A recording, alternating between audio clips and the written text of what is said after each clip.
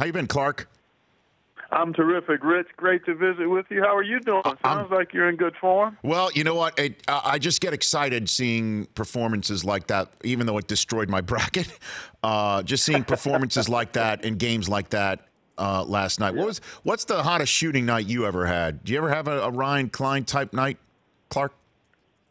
I think I may have had a couple. I had one in high school, actually, my senior year, I recall, was opening night, and we were expected to be really good, and I was really excited about getting the season going. And, it's amazing kind of what stays on the hard drive of your mind. This is, 40 years ago already, and I can remember distinctly make 22 out of 26 or 20 shots and all variety of shots. No.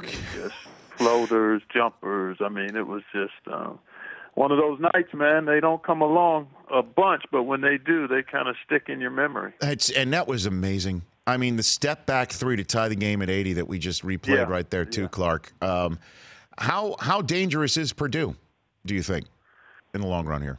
Extremely. I mean, when you think about the ability to make threes at that level, he and Carson Edwards both, and then Edwards is a dynamic scorer because of his ability to move without the ball, shoot it off the dribble, drive to the goal.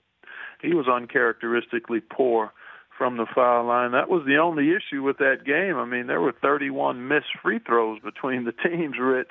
Otherwise, I mean, they both shot 50% plus from the floor.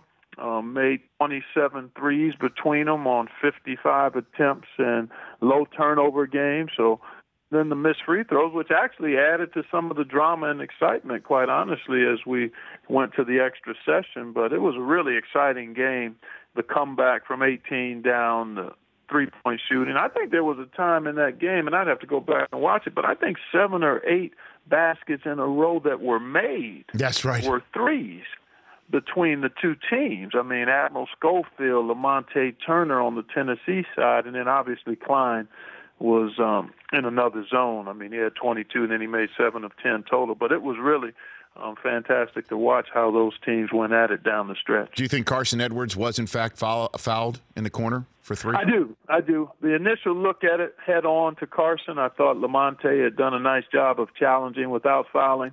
But when you got the baseline look, he actually did bump him in the mid-area, lower body, and you've got to protect the shooter according to how the rules are written. A tough call, and it's not ideal. You'd love to see it just be a play-on, but that contact warranted the whistle according to how the rule is written, so I had no problem with it after seeing it a second time. Well, I was watching that on the big screen that they had up in the Honda Center in Anaheim in between the games between Gonzaga's win over Florida State and Texas Tech's demolishing of Michigan, and it was easily the most excited the crowd had gotten all night, even with where everyone of every fan base had gotten in. Everyone was just hanging on it on every moment. The Rich Eisen Show, weekdays at noon Eastern on Audience.